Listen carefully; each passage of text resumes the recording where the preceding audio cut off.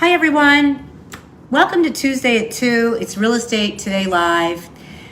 And it's spring, in case you haven't noticed. The sun is out, the weather's warmer. And what is everyone doing? Spring cleaning. Everyone's got the bug to spring clean. Well, I just want to say this. If you are thinking about getting your house ready to put it on the market, you don't know where to start, you don't know what to do, maybe you've lived there for 20 years. I have clients who've lived in their homes for 25 to 80 years. And the most difficult thing to do is to start.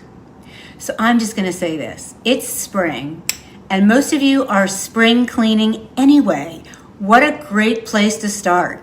So look at what you're doing. What's your spring cleaning? Are you getting rid of the old clothes? Are you getting rid of your kids' stuff? They're finally out of the house. Finally giving up your baby clothes. Your twins are 36 years old. Whatever it is you're doing and you're already doing it and you're in the mood because it's spring, start there. You don't even have to think about when you're finishing. You don't even have to have a time frame in mind, which I know if you've lived in your house a really long time, you might just be thinking about someday, how am I ever going to get out of here with all this stuff?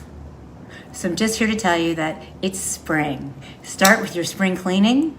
And if I can help you with how do you spring clean? What should I throw away first? What should I give away first? I can help you with that. But look at what you're working on and start there. This is Marjorie Stuart, 240-731-8079.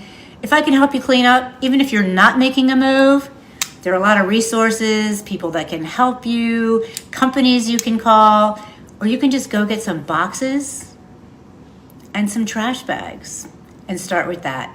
That's it for today, Tuesday at 2, Real Estate Today Live. If you've got an idea, I'm going to talk a little bit more about getting your house ready for sale, the different steps, and number one really is just cleaning up.